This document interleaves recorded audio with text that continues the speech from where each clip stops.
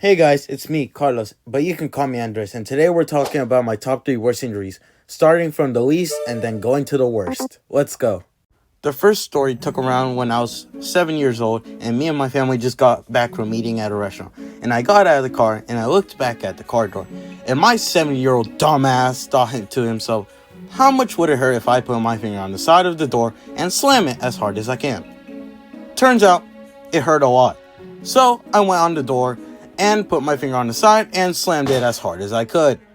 And surprise, surprise, it smashed my little finger and I screamed at the top of my lungs. And when I looked back at my finger, it was swollen and purple as a nerd. Wait, not that type of nerd, this type of nerd. My second worst injury was when I was in middle school. We were playing soccer with my friends and we were playing this game that we had to keep the ball away from the other team. And as I was running with the ball, my friend Ian came and he tried to hit the ball away, but instead hit the side of my foot as hard as he could. I fell to the ground screaming in pain, and I needed both of my friends to pick me up and take me to the nurse while I was laughing. And the reason I was laughing is because sometimes when I get hurt, I laugh to cope with the pain. But when my mom got to the school to pick me up, I couldn't stand up, so they had to take me in a wheelchair to my mom's car. And when I saw her face, it had like a mix of worry and disappointment, which is the look my mom always gives me when I also get injured a lot. But anyway, she asked me what happened, and I told her the story, and I'm pretty sure she understood how it happened. I mean, I didn't really understand how, but it doesn't matter. And as the doctor was giving me an x-ray scan at the hospital, they told me that a bone was broken. I was so shocked when I heard this, and my mom's face went from worry to fear, bro. But luckily the doctor told us that it was a small bone and not a big one. But still, it didn't allow me to walk because of the pain. So they either A, they told me to get crutches, or B, only use crutches for a few days and get a boot. And me and my family went with the boot because that sounds way easier than using crutches. And I was right, because the few days I was using crutches, that was like misery, bro, because I kept falling, I kept tripping, like it was just a disaster, bro. But as I was using the boot more and more, it slowly healed, and eventually my foot healed and it is now a-okay. But the thing is, when I was wearing the boot at school, I saw Ian again, and the first thing he saw was my foot and then my face.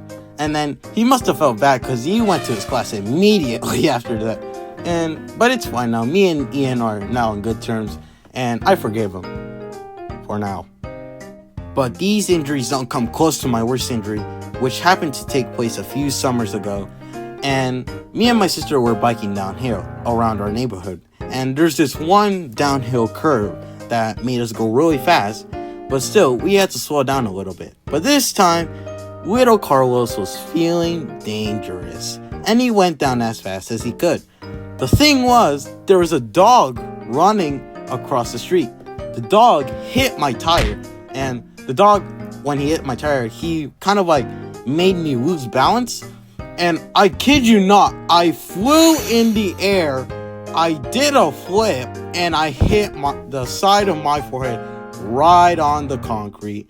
And then I landed in the grass, and I didn't feel it at first. Like, it was kind of like painless. And then when I got up, I checked my forehead and I was bleeding, and I started crying because I just now felt the pain.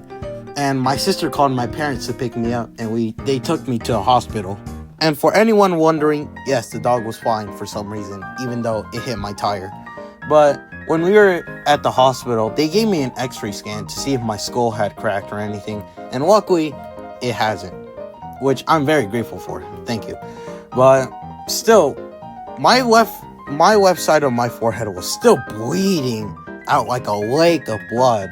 But still, I didn't need to get stitches. It just healed itself. But when the wound stopped healing, the left side of my forehead was so heavy with blood clot that like I couldn't raise my eye or my eyebrow, my left eye and eyebrow, because it was so heavy of blood. And like I mostly had my left eye closed because it was too heavy to open my eye. But yeah, I'm okay now. And those were the top 3 worst injuries of my life so far. I hope.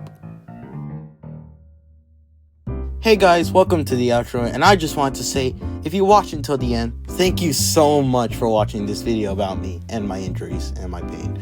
And if you want to see more of my stories, hit the like and subscribe button. It means a lot. Thanks again, and I hope you have a nice day. Bye!